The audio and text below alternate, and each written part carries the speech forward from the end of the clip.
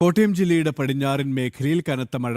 മീനച്ചിലാറ്റിലെ വെള്ളം പടിഞ്ഞാറൻ മേഖലയിലേക്ക് എത്തിയതോടെ ആർപ്പൂക്കര, തിരുവാർപ്പ്, അയ്മനം പഞ്ചായത്തുകളിലെ താഴ്ന്ന ഭാഗങ്ങൾ വെള്ളത്തിലായി.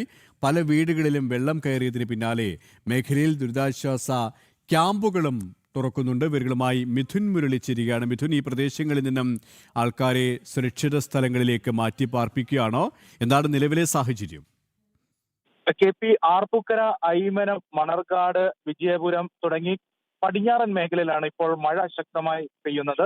കഴിഞ്ഞ മണിക്കൂറുകളിൽ ശക്തമായ മഴയാണ് ഈ പടിഞ്ഞാറൻ മേഖലയിൽ ലഭിച്ചത്. ഈരാറ്റുപേട്ട, പൂഞ്ഞാർ തുടങ്ങിയ കിഴക്കൻ മേഖലകളിൽ മഴയുടെ തീവ്രത ഇന്ന് കുറഞ്ഞിട്ടുണ്ട്.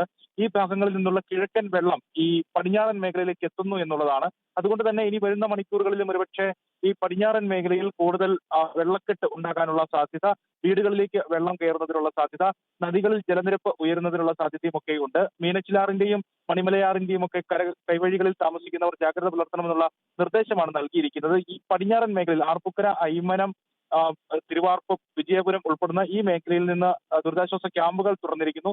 നിരവധി കുടുംബങ്ങൾ ഇപ്പോൾ തന്നെ മാറ്റിപ്പാർപ്പിച്ചിട്ടുണ്ട്. നിരവധി ആളുകളെ മാറ്റിപ്പാർപ്പിക്കുന്നുള്ള സജ്ജീകരണങ്ങളും ഒരുക്കിയിട്ടുണ്ട്. 36 ദുരിതാശ്വാസ കേന്ദ്രങ്ങളാണ് ഈ പടിഞ്ഞാറൻ മേഖലയിൽ മാത്രം ഇപ്പോൾ തുറന്നിരിക്കുന്നത്. 460ഓളം ആളുകളെ ഇതിനോടകം തന്നെ മാറ്റിപ്പാർപ്പിച്ചിട്ടുണ്ട്. ഏത് സമയത്തും അടിയന്തര സാഹചര്യങ്ങളിൽ കൂടുതൽ ദുരിതാശ്വാസ കേന്ദ്രങ്ങൾ സജ്ജമാക്കാൻ എല്ലാ തയ്യാറെടുപ്പുകളും പൂർത്തിയാക്കിയിട്ടുണ്ടെന്നാണ് ജില്ലാ ഭരണകൂടം അറിയിക്കുന്നത്. ഈ മണിക്കൂറുകളിൽ കിഴക്കൻ മേഖലയിൽ മഴയുടെ തീവ്രത കുറയുമ്പോൾ പടിഞ്ഞാറൻ മേഖലയിൽ കഴിഞ്ഞ മണിക്കൂറുകളായിട്ട് ഇടവിട്ടുള്ള മഴ ലഭിക്കുന്നു എന്നുള്ളതാണ് കോട്ടയം ജില്ലയിൽ നിന്നുള്ള കാലാവസ്ഥയുടെ ഇപ്പോഴത്തെ വിവരങ്ങൾ. K P.